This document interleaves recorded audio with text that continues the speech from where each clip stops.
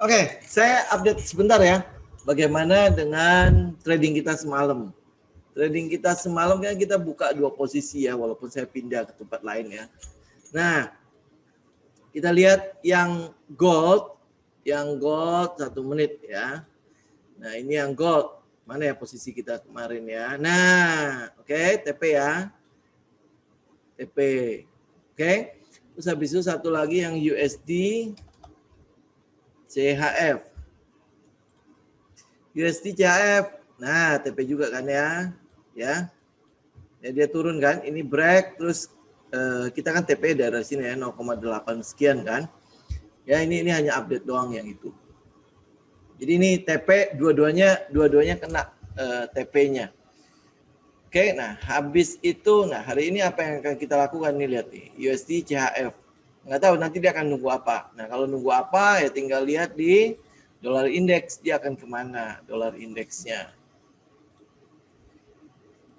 Dolar indeks tuh ya, dia udah kena support kan ya, support. Jadi kita akan melihat memang dolar indeks ada peluang retest sampai ke trendline sini. Nah, kalau dolar indeks menguat, bagaimana dengan rupiah? Kan rupiah kadang-kadang kan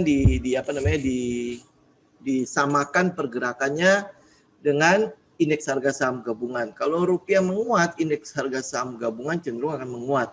Kalau rupiah melemah, indeks harga saham gabungan cenderung akan melemah. Ya, nah kita lihat, kita update ya market directionnya kita di indeks harga saham gabungan. Nah, apa yang kita lihat di sini masih sesuai dengan prediksi kita ya, bahwa ada skenario dia akan retest kembali ke trendline. Ini udah retest, bahkan udah break dari candle kemarin ya. Ini saya gedein aja. Nah, kita lihat dari candle kemarin, ya dia udah break. Ini yang hari Kamis itu loh. Dia udah break ke atas. Nah, hari Jumat kemarin, ini kan retest lagi ke trendline. Lihat komposisi antara shadow, body, dan letak shadownya di mana. Nah, kalau dia letak shadownya di bawah, berarti sebenarnya ada peluang juga untuk si indeks harga saham gabungan ini masih akan retest lagi ke sini nih. Ya, ini adalah market struktur pasar yang tercipta sebelumnya. Berarti berapa? 6115. 6115 kalau dia retest, kalau dia tembus saja ke atas, tembus ya, berarti struktur yang penurunan ini sudah selesai. Ini adalah struktur yang baru yang akan diciptakan, atau dia hanya retest ke 6115 terus turun retest kembali ke 5925 kurang lebih lah ya. Ini adalah support sebelumnya sembari menutupi gap ini. Ya, gap ini belum tentu loh ya dia akan ditutup dengan segera. Bisa jadi nanti dia Agustus September baru akan tutup ini. Ya, dan habis itu indeks masih akan terus naik. Sesuai dengan skenario kita kemarin kan, sesuai dengan cycle-nya.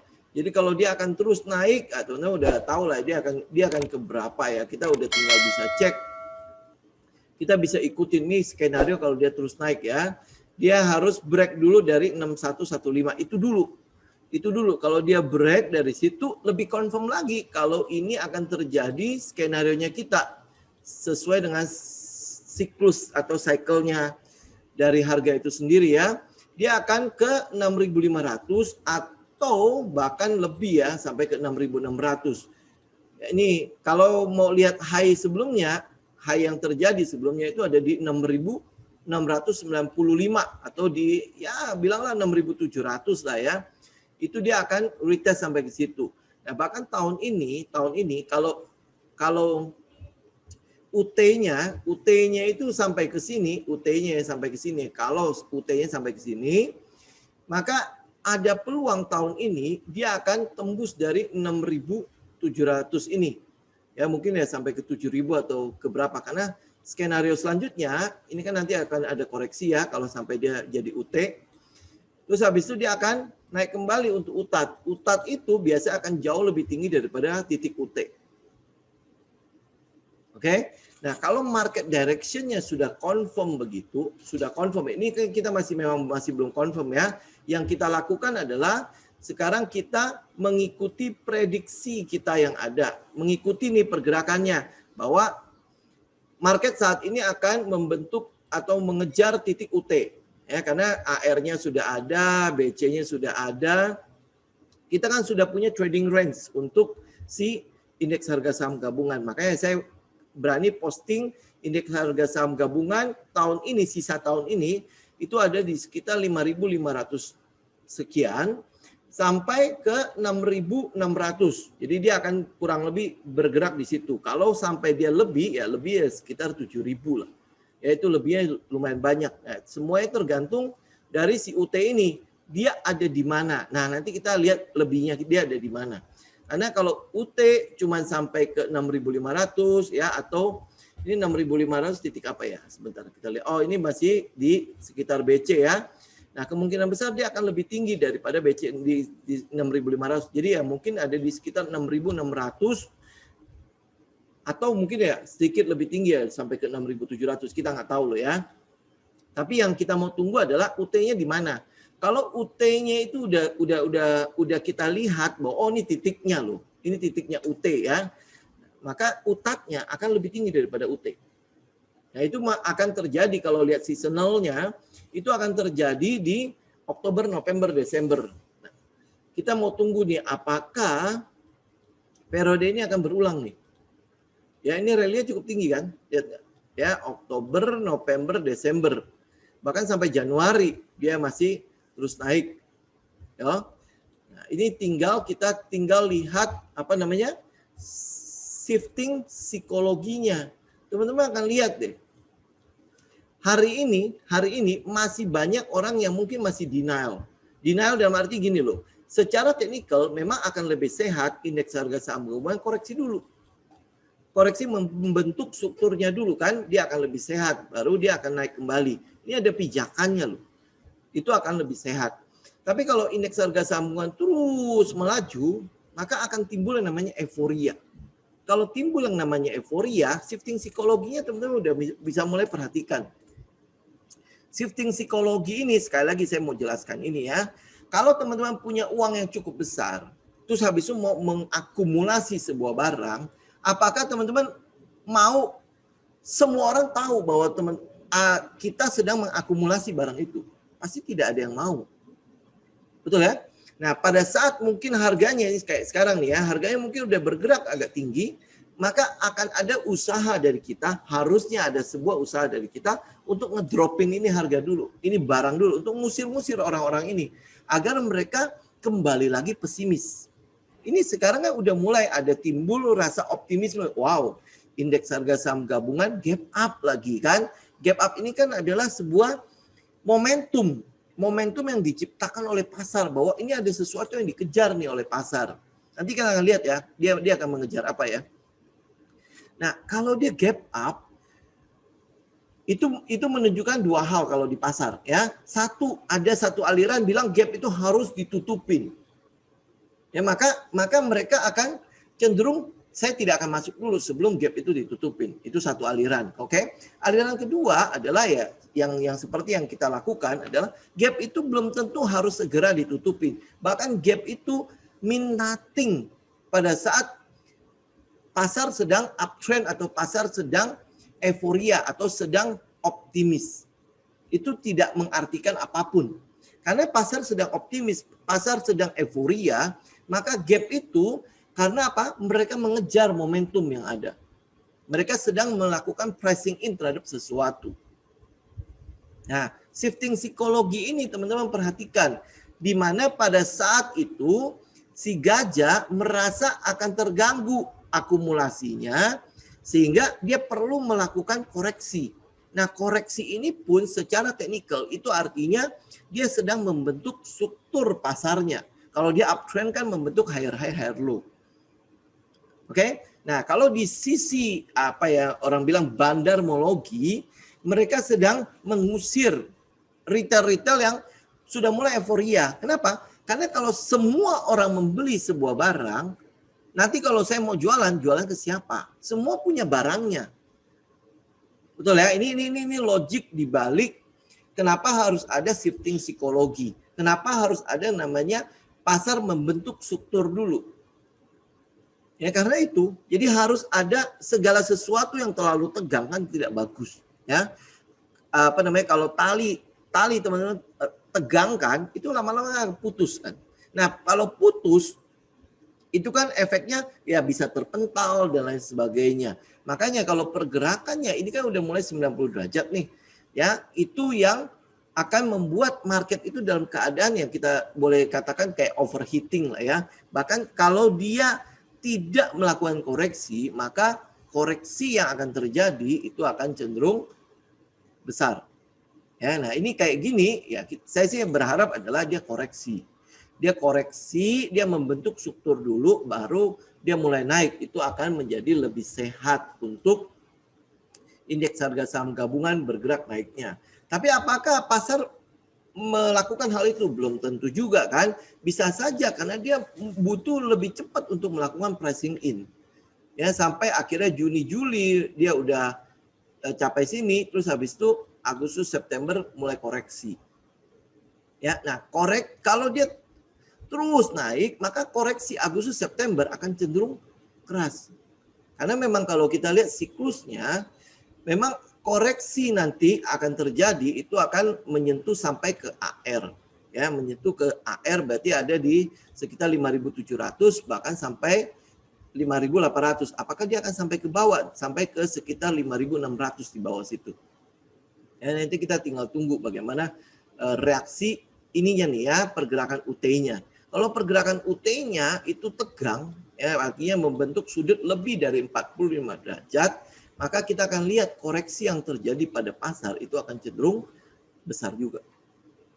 Ya, karena ini mungkin sejalan dengan siklus kita ya. Kalau dia tegang atau lebih dari 45 derajat, maka koreksi pada indeks mungkin di Agustus, di September. Ya. Kenapa kita bisa melihat Agustus dan September? Karena memang secara siklus atau pola yang berulang di indeks harga saham gabungan, Agustus memang bulan yang paling jelek untuk kita melakukan trading.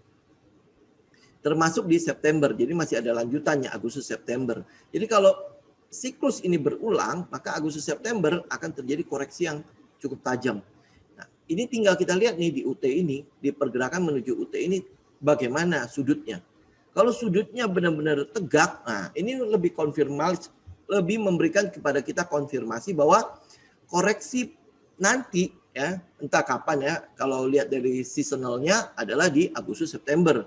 Ya, akan berlangsung cukup tajam.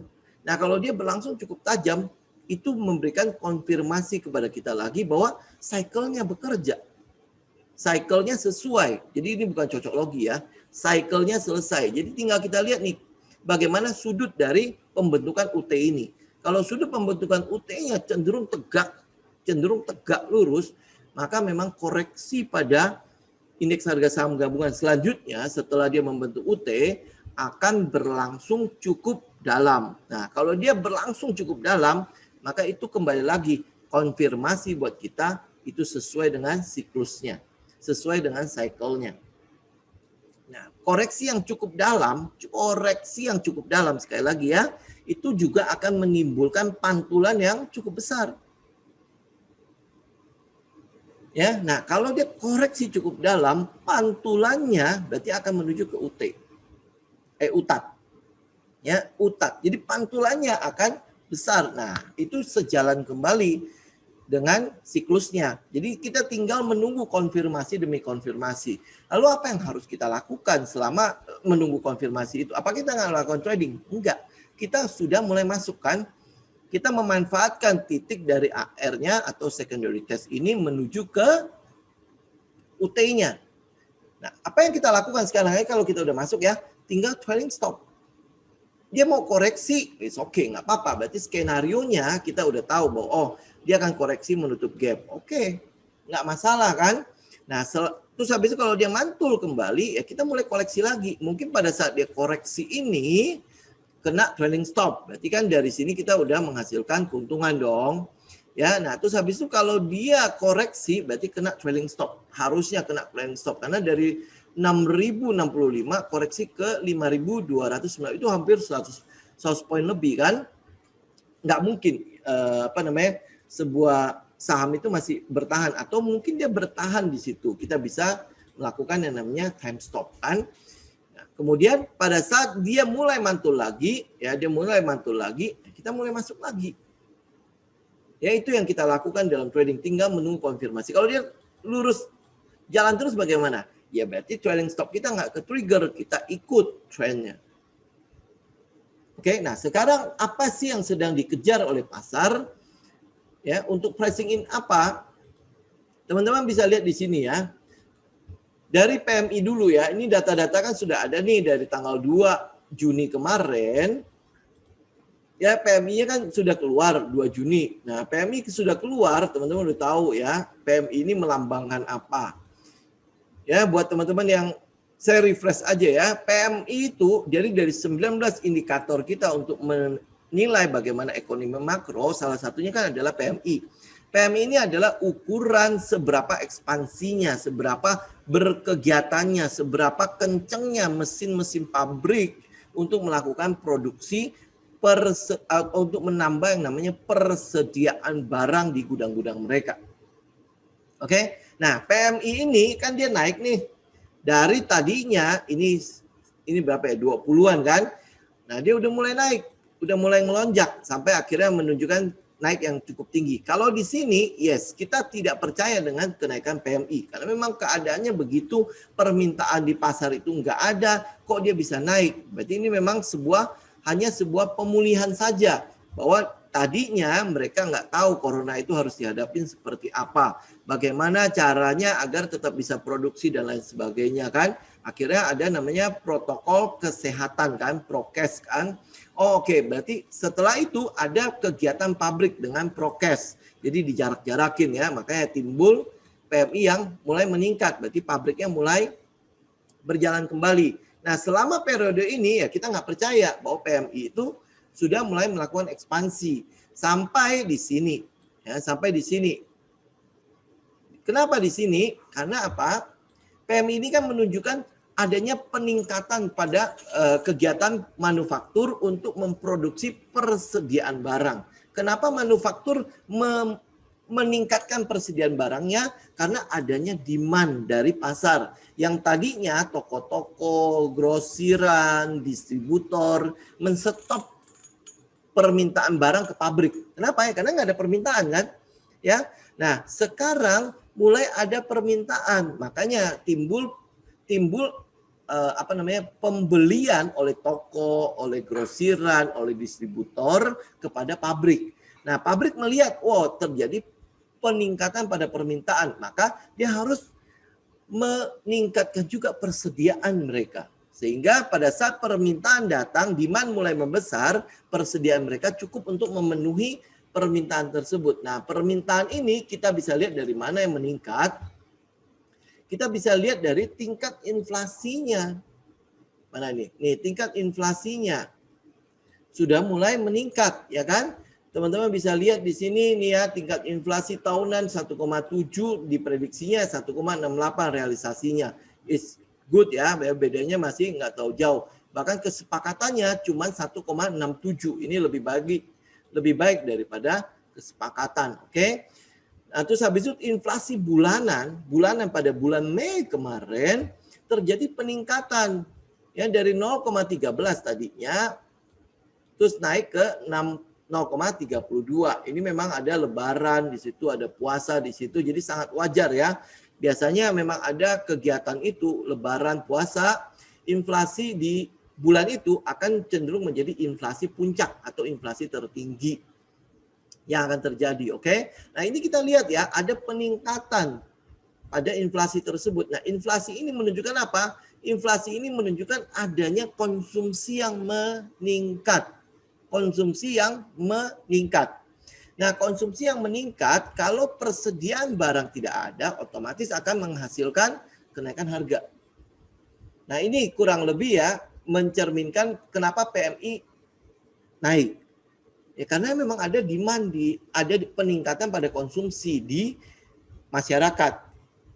Ya, di lapangan, sehingga terjadi yang namanya dibutuhkan peningkatan pada persediaan barang ya untuk mengantisipasi melonjaknya demand untuk barang tersebut. Oke. Nah, yang ketiga, pasar sedang ngejar apa? Lihat teman-teman ya, kunjungan wisata. Kunjungan wisata itu menjadi penting untuk APBN Indonesia itu karena dari devisa wisata APBN, penerimaan APBN dari pajak wisata ini itu adalah yang ketiga terbesar setelah manufaktur dan setelah yang namanya tambang ya. Jadi ekspor dari barang-barang komoditi ya, itu adalah pemasukan devisa terbesar. Yang ketiga itu adalah wisata atau pariwisata. Nah, pariwisata teman-teman lihat sendiri ya. Sebelumnya itu minus 72,73. Artinya ya memang terjadi anjlok seanjlok-anjloknya wisatawan yang pergi keluar. Ya kenapa? Siapa yang berani ya? Satu, karena corona. Siapa yang berani untuk pergi wisata saat itu? Belum tahu bagaimana protokol kesehatan. Nah, sekarang kayaknya orang udah terlalu optimis kan bahwa udah ada vaksinasi ya, dan vaksinasinya kan sekarang sasarannya adalah di kota-kota besar kan. Nah, kota besar dari 40 juta yang sudah tersuntik vaksinasi dosis pertama, kita ngelihat ya sebagian besar memang ada di kota-kota besar. Nah, kalau 40 juta ada di kota-kota besar itu kan cukup bisa menggerakkan perekonomian. Karena kita tahu ya konsentrasi penduduk di Indonesia, ya mungkin di dunia juga ya, tapi kita ngomongin di Indonesia saja, itu rata-rata terkonsentrasi di kota-kota besar. Jadi kalau 40 juta ini ada lebih banyak ada di Jakarta, Surabaya ya, mungkin yang di Bandung atau mungkin yang di Makassar dan lain sebagainya, di kota-kota besar yang tersuntik. Jadi mereka akan menambah kepercayaan diri mereka untuk terus berkegiatan. Ya, apalagi banyak tuh testimoni ya setelah vaksin kelihatannya kena corona itu sakitnya kecil-kecil. Mungkin bukan gejalanya ringan-ringan kan? Ya, nah jadi aktivitas ekonomi mulai meningkat termasuk pariwisata. Nah, kalau pariwisata lihat sendiri ya, realisasinya itu minus 19,33. Itu jauh banget. Lonjakannya berapa itu? Hampir 600%, 500%-an lebih, hampir 600% kan. Dari tadinya perkiraan minus 60. Masih mungkin para analis, para ahli itu masih cukup pesimis dengan lonjakan pariwisata ini ya kan. Tetapi realisasinya itu minus 1,33. Ini jauh lebih baik daripada perkiraan. Jauh lebih baik daripada perkiraan. Oke? Nah, itu teman-teman bisa lihat sendiri lah ya. Kayak kalau data ini ya saya cukup aminkan. Kenapa? Karena saya ada di daerah wisata itu sendiri. Kita melihat bagaimana jadwal kedatangan dari pesawat-pesawat yang mendarat di airport sini ya, plus bagaimana kerumunan yang terjadi di tempat-tempat wisata, di pantai-pantai ya, itu luar biasa gedenya dibandingkan waktu pertama kali saya ke sini. Waktu pertama kali saya ke sini itu kan kosong melompong ya, pesawat juga jadwalnya juga 1 jam belum tentu ada satu yang mendarat. Ini 1 jam bisa 4-5 pesawat yang sudah mendarat. Kita ngelihat memang data ini ya cukuplah, kita bisa cukup aminkan untuk data ini ya, karena saya memang ada di situ. Oke. Nah, ini yang kita lihat sedang dikejar oleh si pasar. Dan jangan lupa, kenapa dia mengejar itu? Karena indeks harga saham gabungan bukan ngelihat hari ini, tapi dia melihat 2-3 bulan ke depan. Jadi mereka harus pricing in 2-3 bulan ke depan. Benar nggak seperti itu? Ya, saya buktikan dengan teman-teman yang data ini. Ya, kemarin kan saya sempat posting kenapa gold anjlok. Kenapa gold ya, emas bisa anjlok. Ya, kalau dia turun ini anjlok yang ini ya. Ini anjlok yang ini nih waktu hari Kamis kemarin. Apa sih yang sedang terjadi di situ? Ya, nah pasar sedang melakukan pricing in untuk data ini.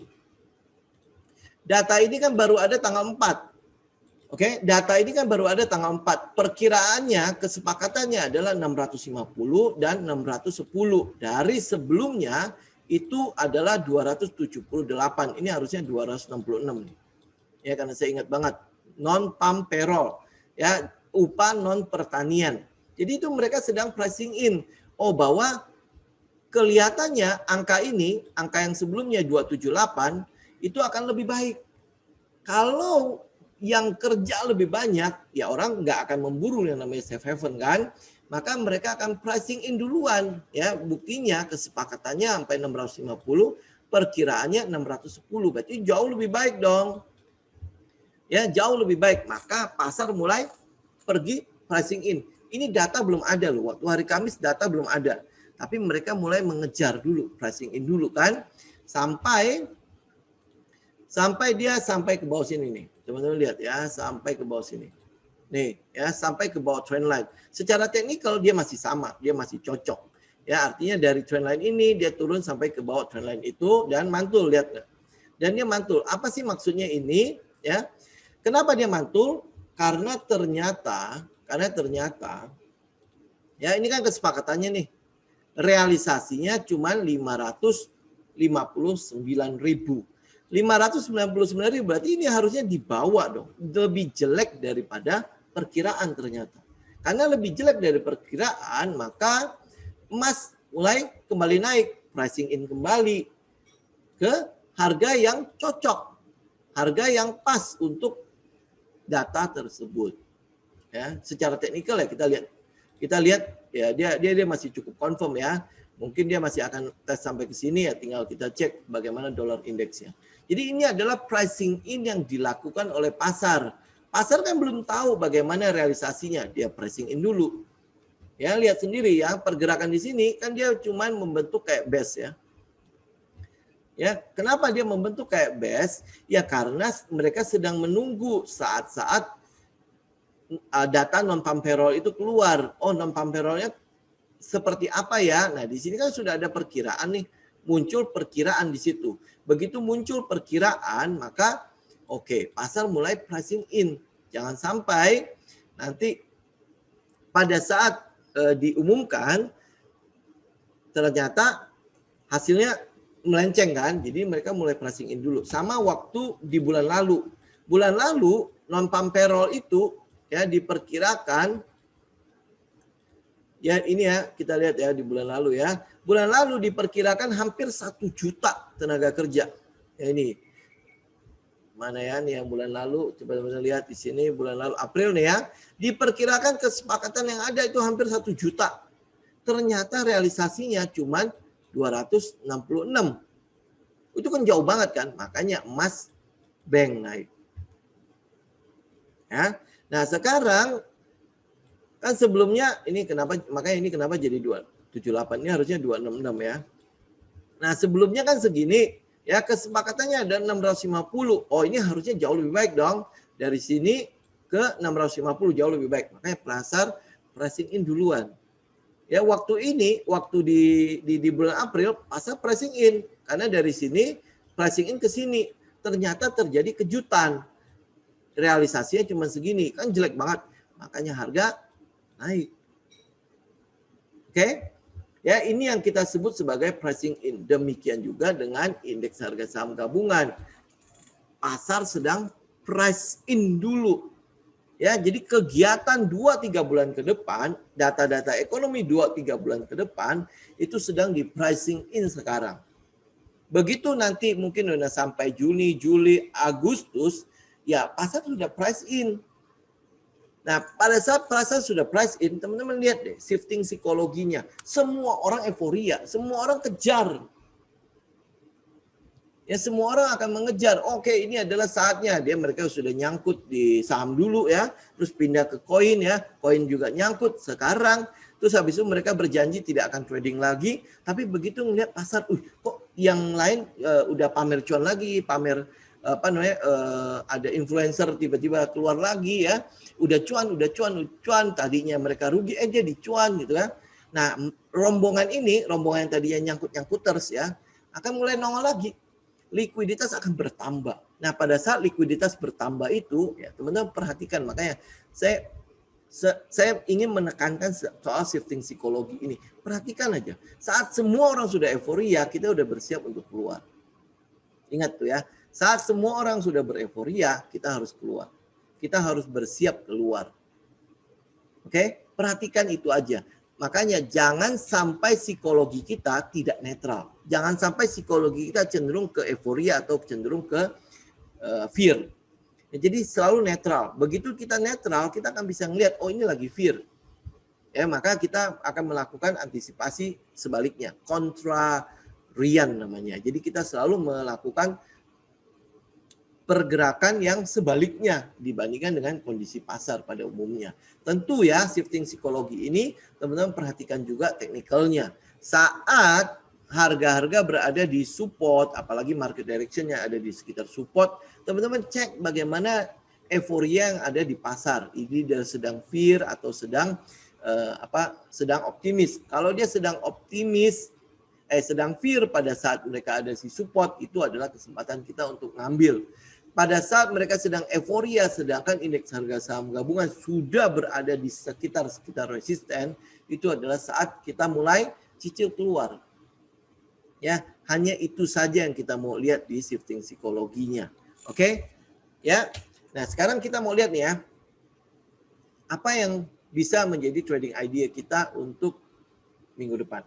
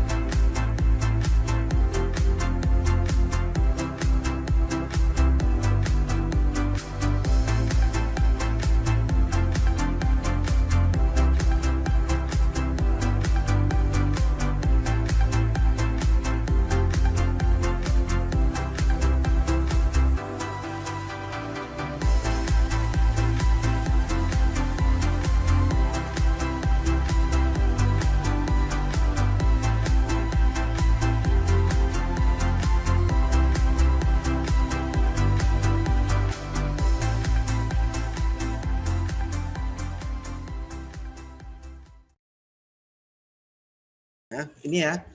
Ada beberapa saham ya, saham yang di minggu lalu kan teman-teman udah lihat ya, udah cenderung naik ya. Tapi ada beberapa saham yang masih saya ingin membahas, kayak misalnya S Hardware. S Hardware kan dari minggu yang lalu dia sudah mulai breakout kan. Nah, kita mau tunggu nih apakah ada peluang dia retest dulu. Ini kan udah mulai sekitar support ya.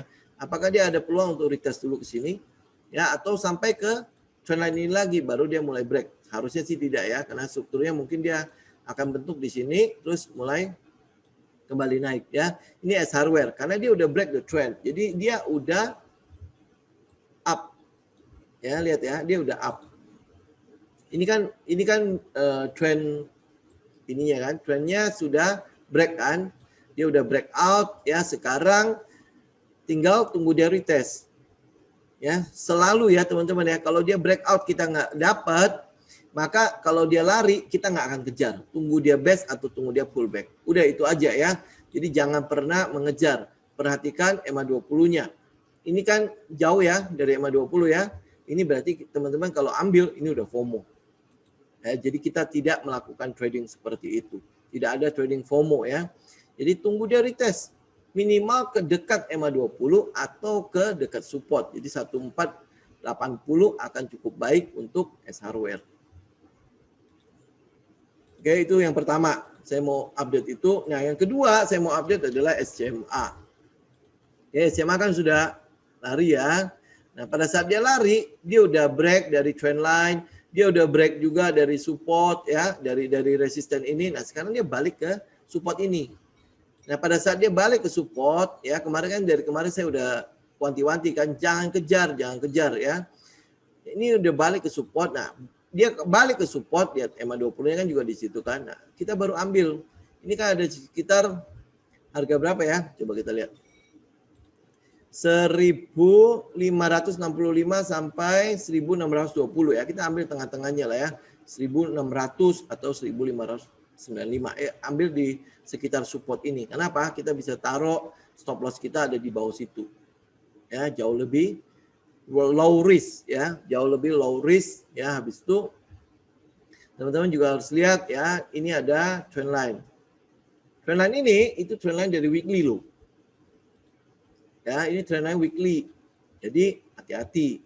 Bisa jadi dia akan retest dulu ke sini, kemudian pullback lagi.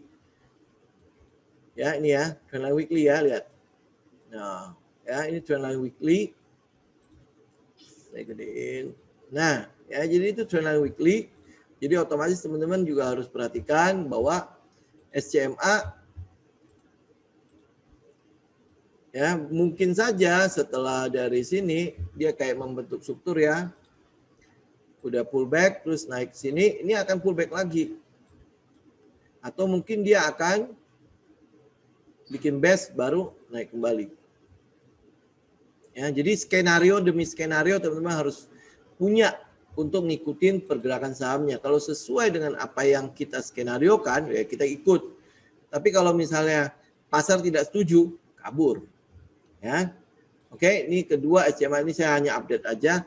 Nah, kalau teman-teman mau agak nakal, ya teman bisa perhatikan saham ini.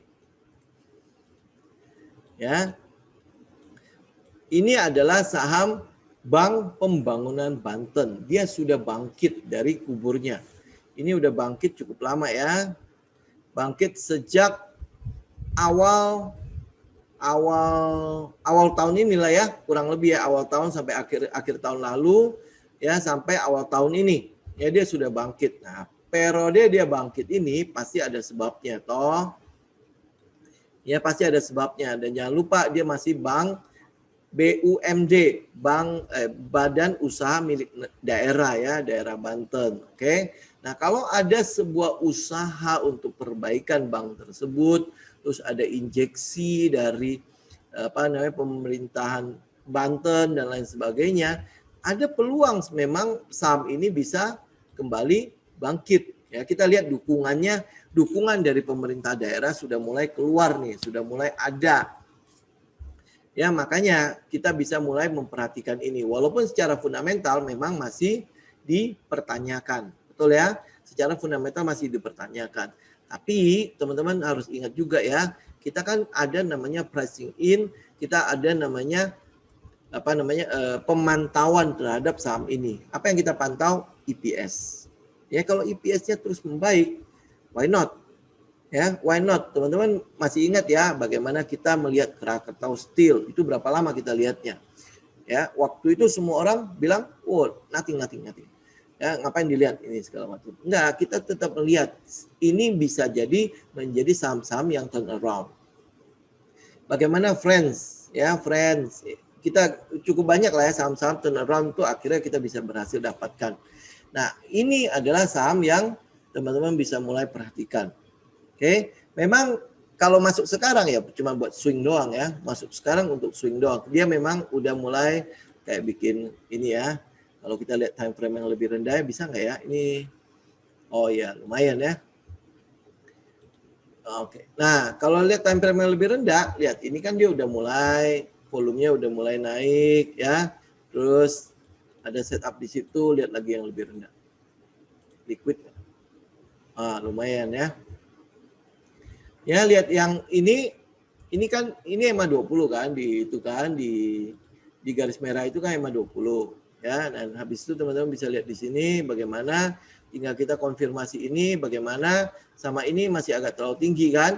Jadi apa yang kita lakukan? Kita tinggal menunggu dia benar-benar selesai dengan setupnya, akan jauh lebih aman. Ya, ini kan terus mengecil ya. Teman-teman tahu ya pattern apa ini ya. Dia kan terus mengecil kan, terus mengecil. Nah, biarkan dia sampai dia benar-benar selesai. Ya, dia mau ke atas atau dia mau ke bawah. Tinggal kita ikutin bagaimana perubahan pada fundamental mereka. Kan ingat ya, harga ini bisa naik level kalau memang fundamentalnya memang bisa dihargai dengan harga segitu. Oke, mungkin tidak akan terjadi tiba-tiba BEX akan menjadi saham yang super performance, enggak juga ya. Tapi setidaknya kita udah mulai bisa memantau saham ini dan kita ikutin bagaimana peningkatan pada fundamental mereka. Oke. Ya ini agak-agak nakal dikit. Oke. Nah, saham yang lain adalah teman-teman bisa lihat Gajah Tunggal. Oke. Ya, Gajah Tunggal ya, teman-teman bisa hitung ini 1 2, ini yang keberapa ya. Jadi ini yang kalau teman-teman lihat posisi terakhirnya, ini kan patternnya juga teman-teman udah tahu ya, apa ya. Nah, posisi terakhirnya ini cuma menunggu adalah letupan dari si volume. Ya. Oke, ini udah dibawa, ya tinggal tunggu sampai dia selesai. Ini kan support dari trendline-nya ya, support kenaikannya ya. Nah, selama dia masih ada di sini, terus dia mulai terus turun, ya, perhatikan ya. Gajah tunggal. Oke, habis itu, nah ini lagi ya, kita balik lagi ke sini, main lagi, oke? Ya, kita balik lagi ke sini, main lagi, oke? Nah, main lagi, lihat ya, dia udah mulai break, ya pada saat ini. Mereka udah mulai, ini coba lihat di weekly ya, kita coba ukur dia apa yang sedang terjadi pada main. Nah, teman-teman lihat 0,382 ada di mana? Ya, ini 0, mana ya tadi? Nih 0,382 di sini, oke? Terus kalau kita ukur, ya udahlah ya, seadanya dulu ya. Teman-teman tinggal perhatikan. Oke, dia kan udah break. Sampai kemana dia? Oke, nah. Loh.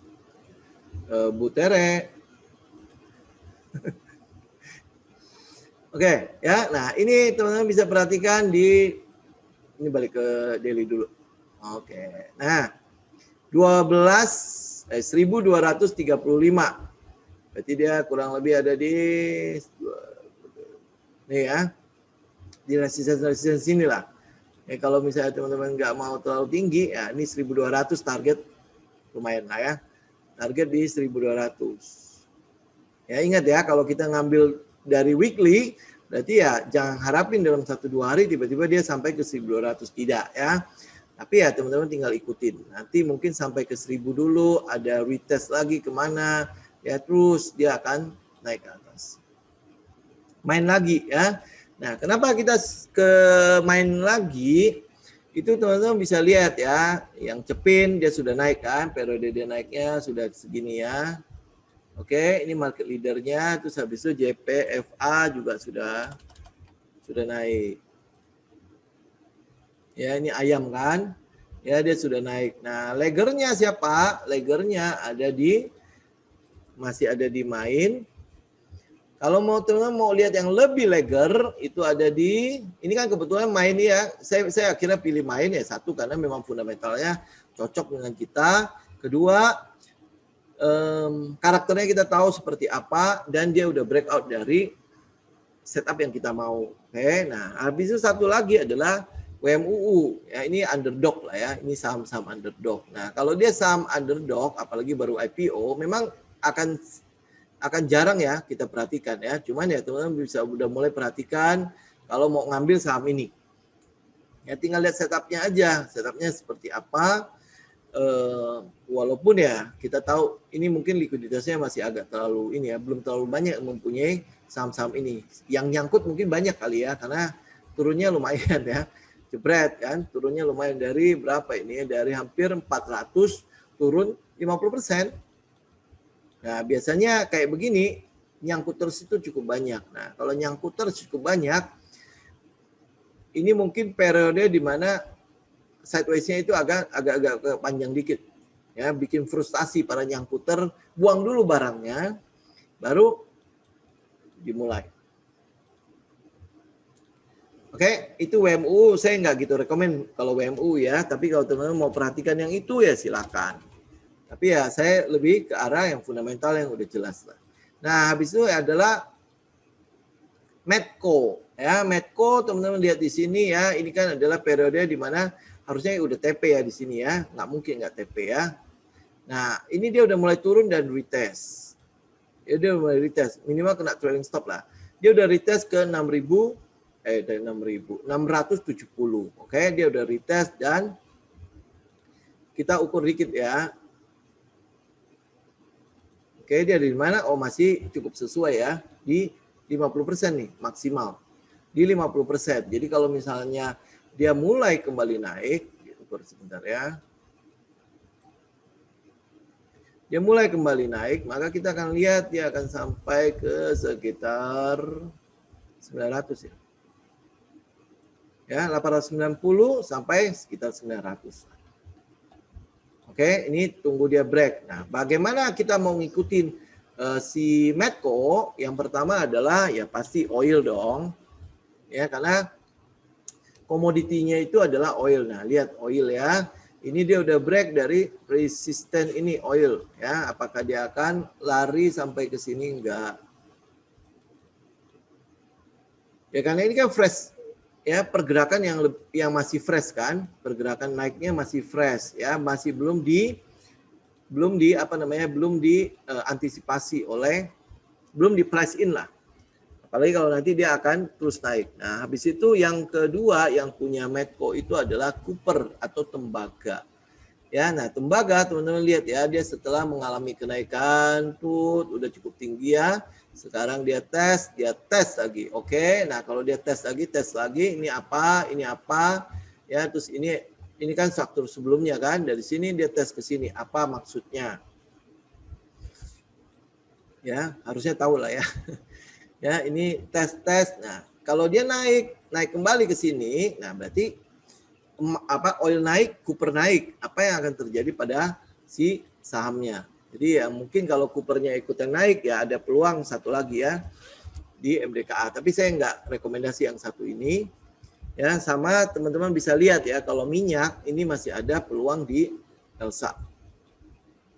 Ya, walaupun saya lebih rekomendasi Medco daripada Elsa ya, kan lebih cocok peluangnya juga jauh lebih karakternya jauh lebih baik si Medco daripada yang ini. Oke. Nah, ini kan dia udah retest kembali nih ke trendline ini. Nah, selama dia masih ada di trendline itu sebenarnya masih bisa untuk koleksi. Cuman ingat ya, karakter Elsa ini adalah saham sejuta umat, di mana retailnya itu banyak banget. Ya, retailnya itu cukup banyak. Ya, jadi tinggal berhati-hati saja. Oke, nah, terus saya mau update ya adalah update terakhir itu adalah TWR ya. TWR sangat indah ya, dia membentuk dia membentuk patternnya ya, sangat indah walaupun ini sempat anjlok ya, tapi dia balik lagi, lihat dia kena support terus dia balik lagi. Ya, sangat indah. Nah, sekarang yang jadi pertanyaan yang sedang kita tunggu-tunggu adalah dia cukup nggak sampai ke sini doang nanti dia bikin handle. Ya, kalau itu cukup, berarti ya ini adalah peluang kita untuk entry 1260 itu adalah titik buat kita entry. Teman-teman yang konservatif ya entry-nya di situlah ya. Ya, tahu sendiri lah yang konservatif kan butuh konfirmasi demi konfirmasi kan. Nah, kalau entry yang di situ maka ini adalah target kita. Nggak tahu tinggi ya. Di sekitar 1.500. Ya, di sekitar 1.500. Itu kurang lebih target kita untuk si TWR. Ya, dari pattern ini tok loh ya, dari pattern yang cupid handle ini tok. Ini adalah target kita di sekitar 1.500. Dia bisa naik lebih tinggi nggak? Itu udah urusan trailing stop. Kalau teman-teman hanya trading dengan pattern ini, ya targetnya di 1.485. Itu adalah target. Ya, nah saham terakhir banyak juga ya. Itu berapa saham ya? 2, 4, 6, 8. Ya kalau udah ngomongin Elsa sama SMUU ya berarti udah 10 ya. Itu trading idea buat teman-teman ya nih. Ini Sochi, ini daily kan. Nah, Sochi ya, selama dia masih ngikutin pergerakan dari trendline ini, teman-teman masih bisa ikut karena dia udah break dari setup kita. Ini udah pernah break dari setup kita. Ya, jadi dia masih bergerak-gerak di situ. Jadi ini boxnya. Ya, kalau dia bisa break dari box ini berarti sekitar 250 gitulah ya. Dia masih punya peluang untuk naiknya lebih kenceng. Ya, ini mungkin adalah saham terakhir buat teman-teman yang kalau udah nggak punya pilihan yang lain ya silakan lihat yang ini. Ya, kalau masih lihat yang lain itu masih bagus kayak S masih bagus, GCTL itu masih harus nunggu, main udah breakout, SCMA lagi pullback ya, Medco kita mau pricing in untuk si oil sama Coopernya ya. Itu mungkin yang bisa saya update untuk hari ini. Teman-teman ada ini Oke, nah Krakatau Steel, yuk kita lihat ya. Krakatau Steel saya masih cukup pede sih dengan Krakatau Steel ya. Dia kan masih, nih ya, dua candle, ini begini aja. Nah, ya dua candle terakhir itu lambangnya apa? Teman-teman udah bisa itu ya, lambangnya apa? Ini dua candle terakhir ini adalah doji. Ya, kalau doji berarti dia butuh konfirmasi. Entah itu dia mau retest dulu ke sini baru naik ya, atau dia langsung naik. Nah, itu teman-teman tinggal konfirmasi di situ. Breakout ini cukup valid sebenarnya. Dilihat dari volumenya. Berarti memang ada peningkatan dari demand kan. Cuman dari candlenya yang tidak bagus. Ya, karena ini kan doji sebenarnya. Pertempuran antara si seller dan si buyer itu masih cukup seimbang, ditandai lagi dengan doji lagi. Ini masih itulah ya, masih sangat ketat pertempurannya. Tapi kita reverse ke fundamentalnya. Ini udah untung yang kedua kali loh. Ya, jadi EPS-nya harusnya udah ini yang kedua kali EPS-nya. Terus dia udah break dari trendline ini. Kan kita cuma mau nunggu aja ini false breakout atau tidak ya. Tapi kalau dia tidak false, nah kita cuma tinggal nunggu aja kalau kena trailing stop ya. Tinggal bank nggak? Bank ikut lagi. Ya, bank ikut lagi karena dia udah breakout dari sini. Ini pattern kan. Ini sebuah pattern setupnya kita kan. Ya, nah ini dia break. Kita udah nunggu berapa lama loh? Saya udah membelinya dari sini nih. Saya beli lagi di sini. Ini dari kapan ya? Dari April. Ya, bahkan saya masih punya tuh yang daerah sini nih. Ya, nah ini dari April ya. Kita udah nunggu. Ya, ini penantian. Ya, kita tinggal menunggu aja sekali lagi konfirmasi ada bank enggak. Ya, siapa yang menang nih di antara doji ini? Pemenangnya siapa? Kan kita cuma butuh tahu pemenangnya. Begitu pemenangnya terkonfirmasi, ya udah trendnya akan terus naik. Kalau pemenangnya ternyata yang seller, ya berarti dia turun lagi. Apa dia lanjutin lagi ya? Tapi saya ngelihat ya ini udah di ujung nih, udah di ujung. Ya ini cuma tinggal tunggu sentimen, tunggu volume doang. Ya explode dari volume, candle body dengan besar, nah, udah kita udah tinggal confirm ikutnya kemana. Ya kalau lihat dari trendline ini kan kalau kita bikin area ya, ya nah, ya kalau mau konfirmasi ya dia break dari sini udah, dia break aja dari sini, udah. Ini kan masih areanya nih, ya masih area kan. Setelah dia break ini masih area resistennya kan, dia break aja udah kita ikut. Nah ANTM bagaimana? ANTM menurut saya itu ya kita masih bisa ikut kok. Karena emas, koreksi pada emas itu basis sifatnya sementara. Apalagi dia sudah break. Ini ya. Ini kan ini break, retest, ya, retest. Itu tinggal ikut aja. Tinggal ikutin, nanti tinggal dia yang penting dia break dulu di sini. Nah, kalau teman-teman yang belum punya barang, tunggu break di sini nih. Tunggu dia break dari struktur ini. Mana sih dia? Nah, 2.700 dia break dari sini ikut. Ya, kalau ini kan kita lihat jelas banget ya. Dia break terus dia retest ke bawah, dia naik lagi. Nah, naik ini udah mulai ya lihat strukturnya lah. Dia akan turun sampai kemana. Nah, kalau sekarang kan kita lihat nih dari goldnya sendiri itu masih ada kecenderungan turun kan karena dari dolar indeksnya bagaimana. Ini lihat goldnya. Ya, ini kan dia udah mantul. Nah, Senin ya untuk ANTM pasti dia akan mulai mantul lagi, apalagi kesempatan gold secara teknikal dia masih punya peluang untuk kesini lagi, terus tes lagi ke bawah ya bisa jadi gitu kan, atau dia udah break dari trendline ini. Kalau dia break dari trendline itu harusnya Antam udah mulai lebih baik. Nah selain itu yang kedua yang teman-teman mesti perhatikan untuk ngikutin Antam adalah nikel. Ya, nikel kan ada di sekitar resisten lagi, ini resisten, ini resisten. Ini resisten. Ini udah ketiga kali loh. Dia mencoba untuk menjebolkan itu. Terus habis itu ada satu resisten trendline. Ya, ini tinggal kita tunggu aja. Ini break aja. Break dari trendline ini aja deh. Ya. Kalau lihat dari pergerakan nikel, ini kan sebenarnya sedang berjuang untuk kembali naik ya. Ya, atau atau dia sebenarnya sedang membuang barang sampai dia benar-benar selesai. Ya, nih. Ya, tinggal kita mau lihat yang mana. Ya, buat ini kan adalah apa itu ya, pattern apa namanya itu ya? Yang dia terus naik untuk dia jebol ke bawah kan. Nah, kalau kita lebih baik adalah ya tunggu sampai dia break ke atas atau break ke bawah. Ya, kalau lihat pattern begini ya memang ada sebuah aliran bilang oh ini mah ada ini apa ya namanya? Oh, rising wedge. Oke, ya. Karena saya nggak trading pattern ya. Nah, ini kayak gini kan dia untuk turun ke bawah. Ya, nah pergerakan ini kita tinggal konfirmasi dia benar ya akan segitu. Kalau nggak lihat pattern ini aja ya. Kita lihat ini aja. Ini sebenarnya memang dia udah break kan dari trend yang ada di nikel. Lihat ya, ini kan trend lainnya dia udah break. Nah, pada saat dia break begini, memang yang kita tunggu itu ya cuman ini doang, konfirmasi dari ya satu-satunya aja yang sering dipakai untuk price action adalah ini. Ya, dia tinggal jebret.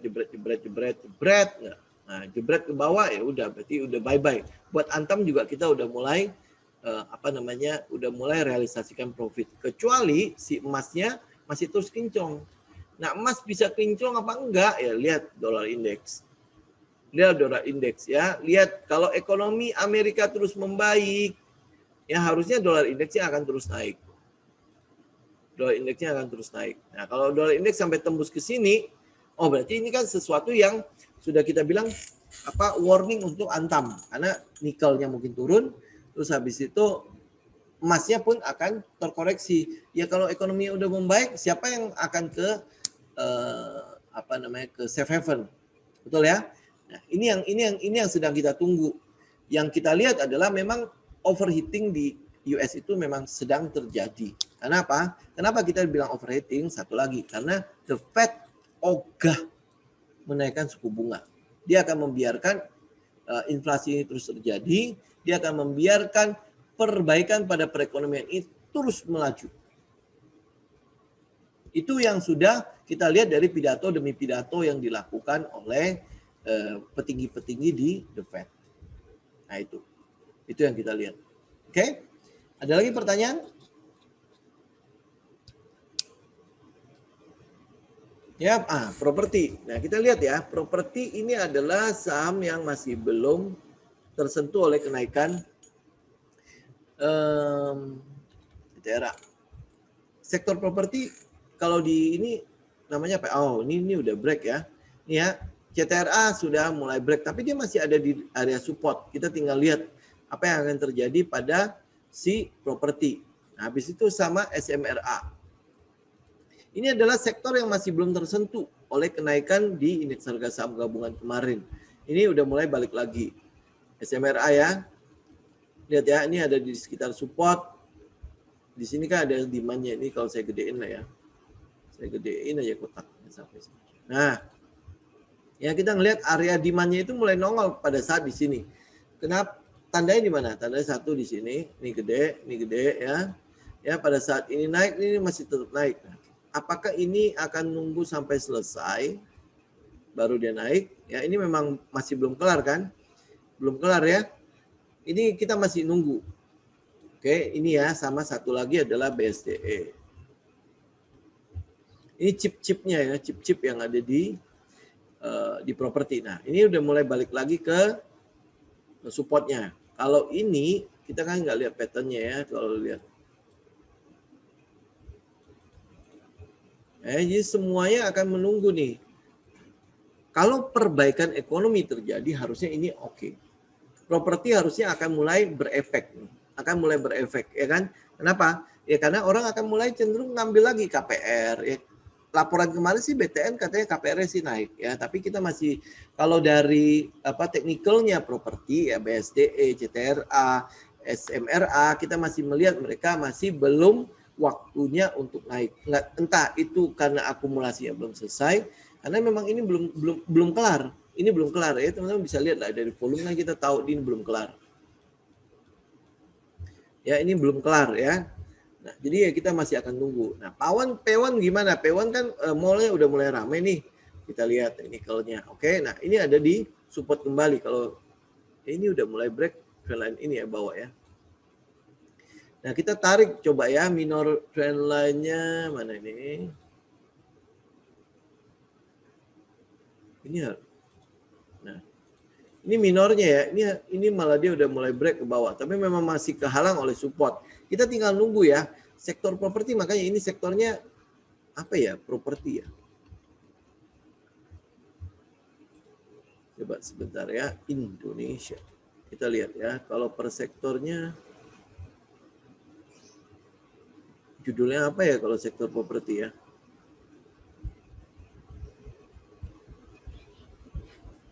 Chart sektornya nggak tahu nih. Nggak tahu ini sektornya apa. Ya, nah tapi teman-teman bisa lihat ya, sektor properti adalah sektor yang masih belum naik. Kalau yang itu yang apa namanya yang kapal ya kan sudah mulai naik ya. Nah, kita masih punya satu yang namanya Sochi. Itu mungkin pilihan terakhir lah ya. Nah, yang lain itu adalah apa ya satu ya? Oh, Ali lihat CPO-nya dulu.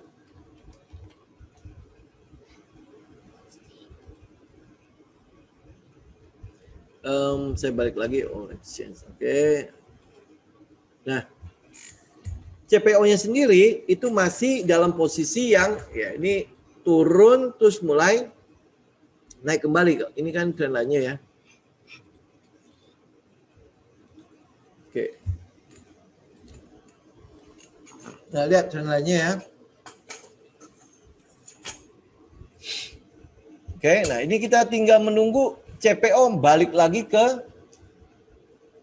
area sini nih ya, balik lagi ke sini, retest baru naik lagi. Cuman ini ya, kenaikan harga CPO ini kan karena lockdownnya si Malaysia kan.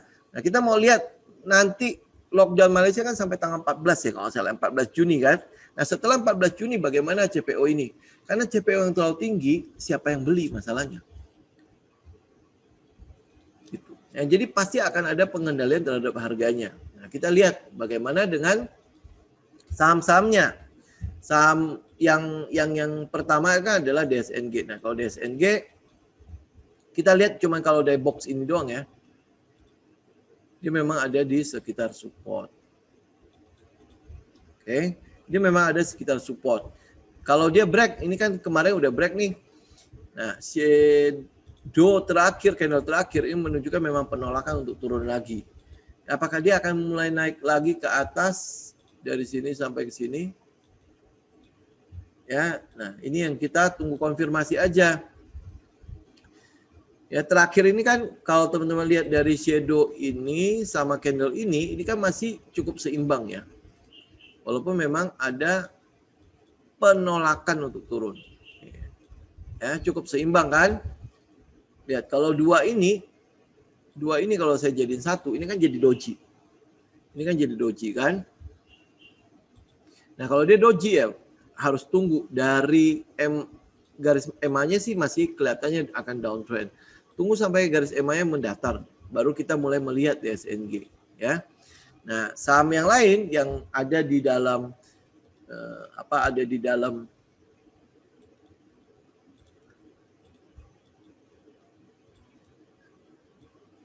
Nah, ya saham lain adalah LSIP. LSIP sudah breakdown. Nah, breakdown dia udah retest ke atas. Jadi saya tidak menyarankan teman-teman untuk ngambil LSIP lagi. Karena ini kalau dia udah breakdown, ya breakdown retest lagi ke atas. Ini udah tinggal bersiap ke bawah. Nah, kita akan melihat memang mungkin kemungkinan besar harga CPO akan terjun bebas. Ya, tinggal kita nunggu aja. Satu lagi adalah Ali. Ali lebih confirm lagi, udah downtrend. Udah down. Karena memang harga CPO-nya cukup tinggi ya.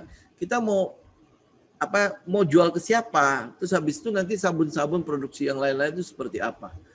Ya, termasuk SSMS harusnya. Ya. Ya ini masih ada di support ya.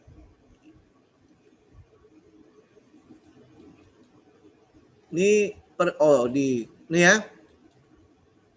Kalau untuk SSMS ya kita memang masih melihat ada peluang ya untuk SSMS ya, masih ada di sekitar setupnya kita. Tapi kalau dari harga CPO-nya sendiri,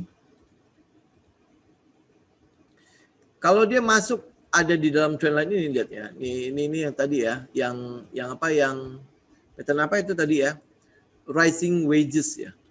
Rising wages ya. Kayak gitu ya.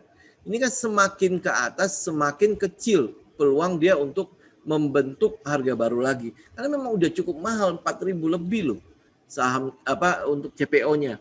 Jadi saya mungkin akan, kalau saya cenderung akan melihatnya dia akan koreksi dulu. Terlalu tinggi ini harga terlalu tinggi buat biodiesel itu nggak terlalu bagus. Ya kalau biodiesel tinggi ya saya mendingan importnya langsung minyak aja, ngapain saya harus memproduksi minyak diesel dengan harga CPO yang begitu tinggi. Pasti akan ada intervensi di situ. Nah kalau intervensi itu terjadi, teman-teman sudah lihat lah ya saham-saham yang ada di LSIP sudah mulai down, LSIP sudah mulai breakdown. Ini udah breakdown loh ya. Jadi artinya dia udah tinggal konfirmasi dia terus turun aja nih. Ya. Terus habis itu Ali yang sudah konfirmasi down malah. Ini market leadernya kan, SSMS dia membentuk setup seperti ini ya. Ini kan masih ada di sekitar support kan. Ya masih ada di sekitar support kan. Nah, peluangnya adalah lebih ke arah bawah daripada ke arah atas.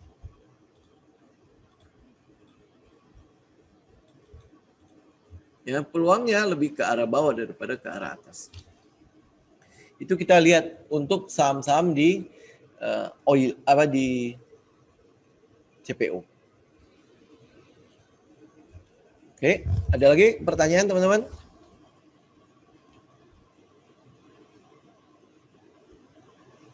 Pegas. Kita lihat Pegas.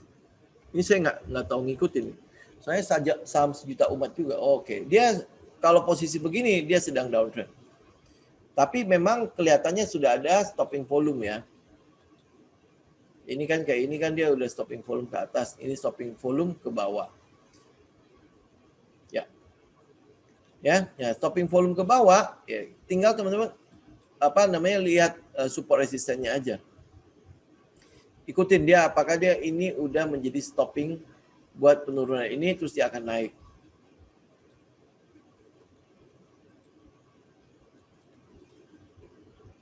Ya ini kita masih akan nunggu nih, tunggu dia udah break dulu minimal dari trendline inilah. Atau kita lihat yang weekly ya, lihat dari trendline yang kecil. Oh dia masih cukup itu ya. Sebentar, kita lihat yang weekly-nya, lihat. Ya, ini ya. Weekly-nya sendiri memang dia downtrend. Ya, kalau misalnya saya untuk yang Pegas ya, saya akan lebih senang atau lebih aman cenderung menunggu dia di atas ini. Walaupun ya minornya kan dia membentuk uptrend. Ya, tapi saya akan jauh lebih senang tunggu dia udah break dari trend ini.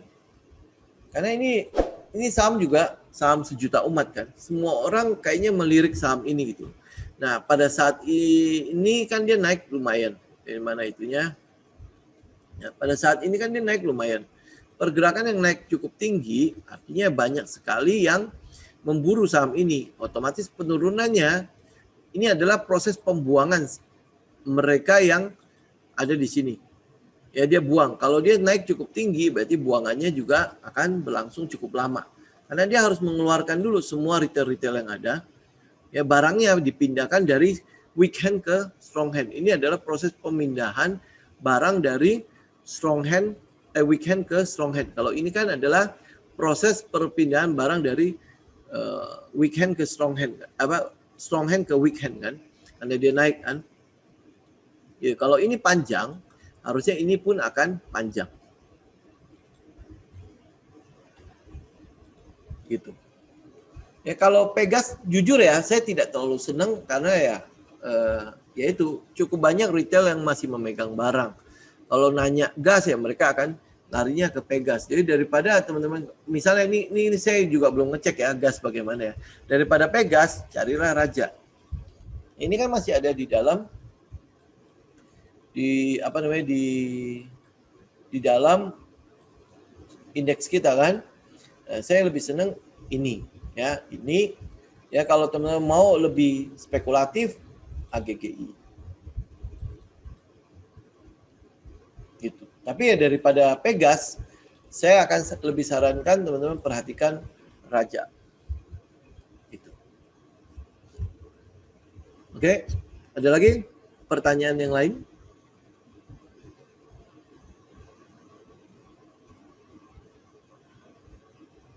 Oke ya. Tekim kayaknya udah mulai ya. Kemarin kita dapat di berapa ya? Oke. Nah, ini Tekim ya. Ini Tekim kita kan lihat, kita lihat dulu INKP-nya bagaimana. Ini saya hapus dulu semua drawing-nya. Oke. Nah, ini kita lihat Tekim ya. INKP dulu. Ya, pergerakan INKP sama Tekim memang lebih kenceng, lebih cepat Tekim ya. Tapi kita mau lihat sama-sama dulu pergerakannya. Oke. Nah, oke. Ya, kita lihat Tekim. Nah, stopping volumenya sudah mulai nongol belum? Belum ya. Ini kan dia pergerakan masih turun nih. Mana itunya? Nih, pergerakannya masih turun nih. Ya, stopping volumenya sudah mulai nongol belum? Kalau dia sudah mulai nongol, ini pertanda bahwa dia sudah mulai klimaks. Ya, sudah mulai di SC. Ya, kita di sini aja. Nah, kalau dia mulai klimaks, berarti kita bisa lihat ini adalah PS. Ini. Ya, nah, klimaksnya di mana? Kita tunggu. Ini kan volumenya tinggi banget ya. Nah, pas penurunan ini volumenya segini. Yang kita mau tunggu adalah ada sebuah klimaks di situ. Nah, klimaks berarti udah selesai.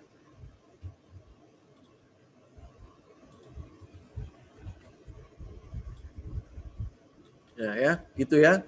Sama kayak INKP.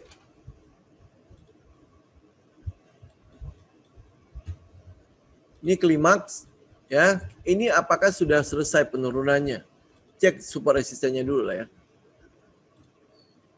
Ini sempat kita mention untuk mulai diperhatikan kan. Kalau dia udah mulai klimaks, pokoknya nanti dia ada klimaksnya lah ya. Dia udah mulai klimaks saja. Nah, kita udah tahu dia ini adalah PS-nya. Ini adalah PS-nya. Apa ini yang jadi PS? Tinggal kita tunggu klimaksnya aja. Ini kan sama kan? Nah, dia udah klimaks bukan berarti kita lakukan trading loh ya. Kita cuman ya manfaatkan untuk AR-nya, terus habis itu manfaatin untuk UT-nya, terus manfaatin untuk swing doang. Tapi kalau teman-teman mau melakukan investasi ya berarti pada saat klimaksnya teman-teman ambil, terus ST-nya teman-teman ambil, ST fase B teman-teman ambil lagi, terus habis itu kalau dia spring baru ambil lagi. Jadi artinya perjalanannya masih akan panjang ke atasnya. Kita hanya memanfaatkan untuk swing doang. Swing untuk ke atas ya. Terus habis itu pada saat dia turun ke bawah, nanti kan ada swing lagi ke atas kan. Nah, kita ambil lagi trading range-nya, teman-teman akan bisa ketemu nih trading range-nya. Kita kan tinggal menunggu trading range doang kan. Begitu trading range-nya terkonfirmasi trading range-nya, maka ya kita tinggal cari di beli di support, sell di resisten. Ya, masa sih INTP? Coba kita lihat ya, INTP. Oh ya, sebelumnya kenapa Tekim itu kita butuh cari dia punya SC ya, dia punya klimaks. Teman-teman lihat di sini. Ini kan dia udah naik. Ini pergerakan naik tingginya kan. Berarti apa? Ini kan adalah fase di mana markdown-nya terjadi. Berarti ini fase distribusinya kan. Nah, kita tinggal tunggu lagi satu trading range di mana akan terjadi akumulasi di situ. Ya, ini yang kita tunggu. Jadi artinya kalau dia ada fase akum, trading range-nya jelas, ya kan, trading range-nya itu berarti dari AR ke atas, ya, terus mulai lagi ada ST di situ. Oke. Nah, kita lihat INTP.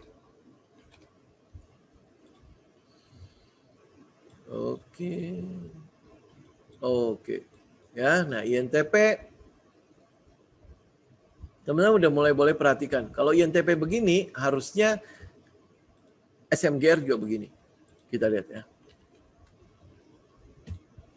Ya, oke, SMGR ya. Walaupun SMGR kalau teman-teman tarik minor trend lainnya, dia masih ada di retest ke trend lainnya, masih ada peluang untuk dia turun ke bawah ya. Coba kita lihat, ada channelnya nggak di situ. Oke, nah. Ini masih ada peluang untuk dia tes ke bawah. Ya INTP, SMGR. Teman-teman juga boleh perhatikan ya. Tapi ini ya kita lebih sarankan adalah teman-teman keep untuk agak long ya.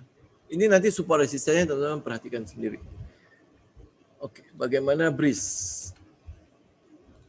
Nah, BRIS ya, saya lebih cenderung adalah teman-teman benar-benar tunggu sampai dia tidak ada low lagi.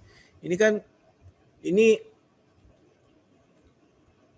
oke, ini ya, ini kan dia masih low gitu ya, walaupun dia sempat ada break membentuk base di sini. Oke, nah habis itu dia break, ya ini kan dia seperti retest aja ke sini. Oke, retest ke trendline itu, terus habis itu mungkin akan turun ke sini. Nah, saya lebih sarankan adalah teman-teman menunggu dia base aja, nggak ada low lagi, habis itu baru mulai ambil. Oke, teman-teman kalau tidak ada pertanyaan, saya cukupkan ya teman-teman ya untuk market update kita hari ini. Ya, semoga cukup bermanfaat ya untuk trading idea kita. Itu kurang lebih ada 8 saham, teman-teman bisa perhatikan nanti analisa kembali ya, buat trading plan-nya jangan lupa. Habis itu perhatikan juga di mana risk-nya, di mana exit-nya, di mana di mana entry point kalau tidak setuju, kalau pasar tidak setuju dengan plan kita, jangan lupa untuk keluar. Kalau pasar setuju untuk terhadap plan kita, jangan lupa follow the trend. Ya, oke. Demikian ya teman-teman untuk market update kita hari ini. Kita ketemu lagi. Oh ya, market update minggu depan itu di hari Jumat ya teman-teman, bukan di hari Sabtu. Jadi Jumat malam jam 7. Karena kan kelas udah kelar. Nah, jadi kita akan pindahkan ke hari biasa lagi, ke hari Jumat. Jadi Sabtu Minggu weekend tidak mengganggu kegiatan teman-teman ya. Oke, demikian teman-teman. Untuk market update kita hari ini, kita ketemu lagi di kesempatan lain. Salam tim.